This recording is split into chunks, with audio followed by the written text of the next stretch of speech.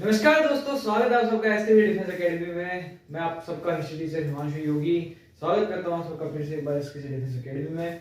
और जैसा कि आप सबको पता है, हम मुगल साम्राज्य पढ़ रहे थे और मुगल साम्राज्य के अंदर हमने मोटा मोटा एक टाइप से मुगल साम्राज्य पूरा कंप्लीट कर लिया, क्योंकि अब तक मैं तुम्हें शाहजहां तक पढ़ा चुका हूँ। अब राजा बचता है एक औरंगजेब, जो कि मैन है, शाहजहां का बेटा। उसके बाद में अगर किसी के ऊपर पहुंचे आगे जाए तो वो आते हैं अपने जो छोटे बड़े राजा जैसे बहादुर शाह जफर, फर्रुखसियार वगैरह। उनके बारे में ज्यादा बातें इतिहास में मिलती नहीं है। उनके जो जो मेन मेन इवेंट है वो मैं आपको यहाँ पर लिखा दूंगा। तो सबसे पहले तो स्टार्ट करेंगे हम औरंगजेब से यहाँ पे पढ़ना स्टार्ट करेंगे। तो मुगल साम्राज्य, आवाज आई रही होगी मेरी एकदम सही। औरंगजेब। तो आज हम पढ़ेंगे औरंगजेब और बाकी मुगल शासक, और आज हम मुगल साम्राज्य कंप्लीट कर देंगे। इसमें बात करें हम औरंगजेब की, तो औरंगजेब के बारे में मैं आपको बताऊं तो औरंगजेब को जब शासनकाल मिला था तो इजीली नहीं मिला था।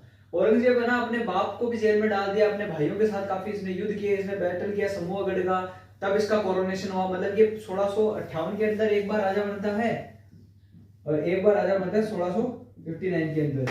ये 1658 के अंदर इसका राज्य अभिषेक होता है समूहगढ़ के युद्ध के बाद में, और 1659 में इसका जो राज्य अभिषेक होता है वो होता है बैटल ऑफ दोराई के बाद में। ठीक है, तो इसके बारे में इसके माता का नाम, पिता का नाम, वो सब एक बार लिख ले, बाद में आगे पढ़ते हैं। फादर, माता का नाम कहीं मिलता नहीं है इनका। फादर का नाम था इनकी शाहजहां। इनका निक नेम था, मतलब बचपन का नाम नहीं था, निक नेम था। इसको जिंदा पीर कहते थे। जिंदा पीर का मतलब एक खतरनाक इंसान। वैसे भी बड़ा क्रूर राजा था। इसने है ना अपने हिंदुओं के मंदिर तोड़वाए, इसने म्यूजिक के ऊपर बैन लगा दिया था 1668 के अंदर, इसने जजिया कर वापस लगा दिया था। तो इसने बहुत सारे ऐसे ऐसे कार्य किए जिससे पता चलता है कि ये कितना क्रूर राजा था, जिसने अपने लोगों के साथ युद्ध किए और है ना अपने खुद, जो अपने घर वालों का ही नहीं था ये, जिसने तो अपने भाई बंधुओं को नहीं छोड़ा, तो एक बाकी जनता को तो क्या छोड़ेगा। इसलिए इसका नाम था जिंदा पीर। जिंदा पीर, मुसलमानों में भूत को पीर कहा जाता है, फिर ऐसा कुछ मान लो आप कि भाई जिंदा पीर मतलब भूत, जीता जागता भूत है, ये तो इंसान थोड़ी है, जिंदा पीर। और इसे रॉयल दरविश, राजकीय या फिर शाही दरविश की उपाधि इसने खुद ने दे रखी थी। ये भी इसका नाम होता है रॉयल दरविश, रॉयल दरविश। ठीक है, औरंगजेब का कोरोनेशन होता है वो 2 बार होता है, ये लिख लो। ही कोरोनेटेड 2 टाइम्स। कोरोनेटेड 2 टाइम्स का मतलब क्या है कि इसका राज्याभिषेक 2 बार हुआ था। पहला कब हुआ था? First after battle of Samugarh 1658, second again in 1959 after battle of दोराई। समझ गए कि दूसरा है वो बैटल ऑफ दोराई के बाद में हुआ था राज्याभिषेक। मतलब ऐसा था कि राजगद्दी पर बैठ गया था, इसका राजपाट चलने लगा था, फिर वापस उसने अटैक किया तो है ना वो राजा जो दोराई के युद्ध में जिसने लड़ा था ना, उसने इसको सिंहासन से उतार दिया था। फिर ये वापस ये युद्ध जीता और वापस इसका कोरोनेशन हुआ, वापस इसका राज्याभिषेक हुआ। ठीक है, तो कुछ महीनों के लिए बीच में राजा नहीं रहा था वापस। ठीक है, और इनके बारे में इन्होंने क्या क्या कंस्ट्रक्शंस करवाए ये मिलता है, मेजर कंस्ट्रक्शंस।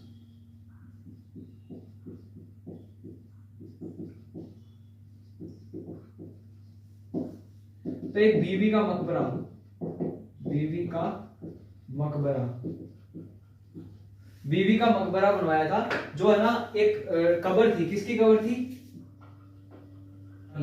रबिया दुरानी, रबिया दुरानी की कब्र थी। क्या बीबी का मकबरा क्या था? रबिया दुरानी की टॉम्ब थी, टॉम्ब। ठीक है, और ये कहां पर बनाया गया? महाराष्ट्र के अंदर। महाराष्ट्र के अंदर कहां? औरंगाबाद। औरंगाबाद का नाम अब चेंज हो चुका है, संभाजी नगर हो चुका है। ठीक है, ये चीज भी तुम याद रखना, इंपॉर्टेंट चीज है। महाराष्ट्र के अंदर ये बनाया गया बीबी का मकबरा, जो किसके लिए बनवाया था? रबिया दुरानी जिसकी मकबरा था उसको क्या बनाया गया? बीबी का मकबरा नाम दिया गया था। और ऐसा माना जाता है कि वो है ना ताजमहल का एक छोटा कॉपी है। ठीक है, it looks like a copy of Taj Mahal.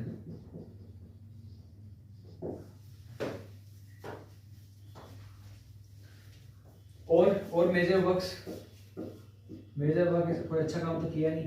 देखो इनके युद्ध बुद्ध जो इसने दारा शिकोह से करे थे, ये क्या दारा शिकोह, ये अपने भाइयों से लड़ा है मैन। बाकी राजस्थान वाले में, मारवाड़ में दुर्गादास राठौड़ वगैरह से इनका संघर्ष हुआ था। तो ये सारी चीजें इनकी हुई थी, है ना।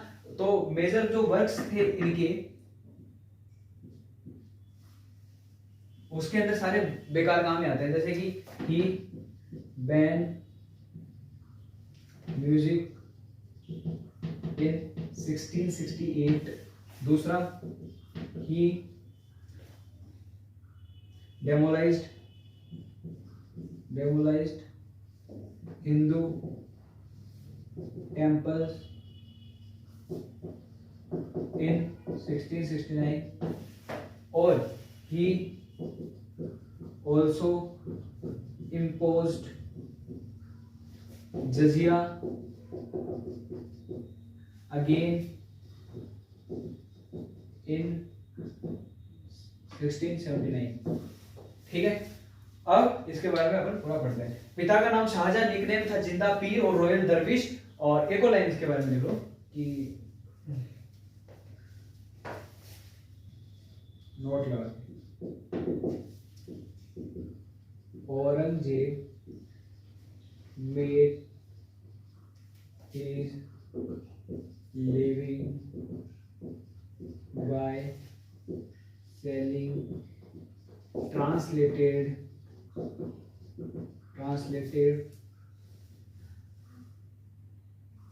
copies of Quran।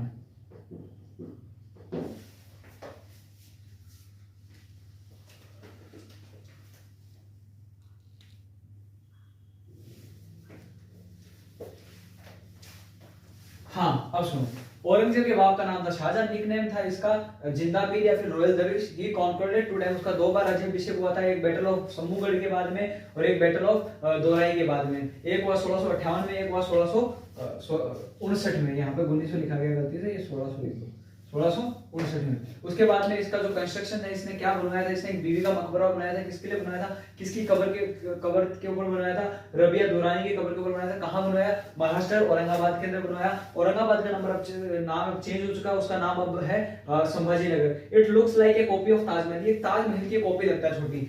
Major work क्या है, ही बैंड म्यूजिक, उसने संगीत के ऊपर रोक लगा दी 1668 के अंदर। उसके बाद में उसने अपने हिंदू देवी देवताओं के मंदिर डेमोलाइज किए थे सारे, ज्यादातर मंदिर उस टाइम पे डेवलप किए थे। बाकी कई जगह चमत्कार हुआ तो वो उनको नहीं कर पाए, जैसे जीण माता के अंदर है वो मधुमक्खियों ने अटैक कर दिया था, तो ऐसे कई मंदिर बच गए और ऐसे कई मंदिर टूट गए। उसके बाद में he also imposed jizya again in 1679। जजिया एक कर था जो कि हिंदुओं के ऊपर लगाया जाता था धार्मिक यात्राओं के लिए, कि भाई अगर कोई हिंदू कहीं धार्मिक यात्रा करने जाता है, स्पेशली ब्राह्मणों पे, तो उनको जजिया कर देना पड़ेगा।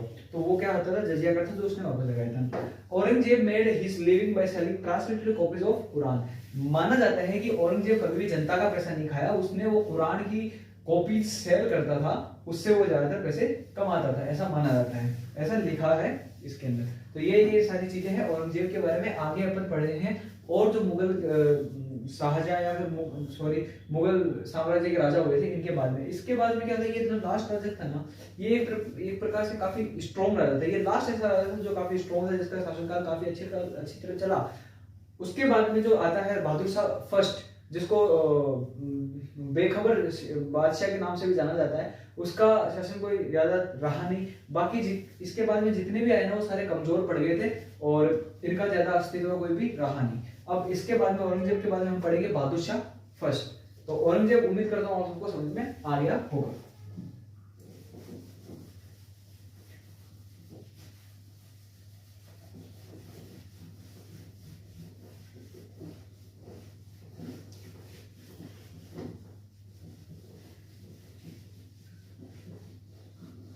वीडियो में तो अपन औरंगजेब ही एक काम करते हैं, इस वीडियो में अपन सिर्फ औरंगजेब पढ़ते हैं, क्योंकि अगर आपको ऐसे अलग पढ़ना हो, औरंगजेब अलग पढ़ेंगे, बाकी के राजा अलग पढ़ेंगे, तो आप लोगों के लिए कंफ्यूजन होगा कंटिन्यू वीडियो के अंदर। इसलिए अभी ये जो जितनी भी है 9-10 मिनट की जितनी भी वीडियो है ये मैं आपके लिए डाल रहा हूँ।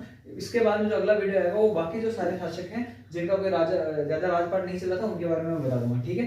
तो मिलते हैं अगली वीडियो के अंदर, तब तक के लिए जय हिंद जय भारत। सब्सक्राइब कर देना एसकेसी डिफेंस एकेडमी को, और इसके अंदर कोई भी कंफ्यूजन कोई भी दिक्कत है तो कमेंट कर देना।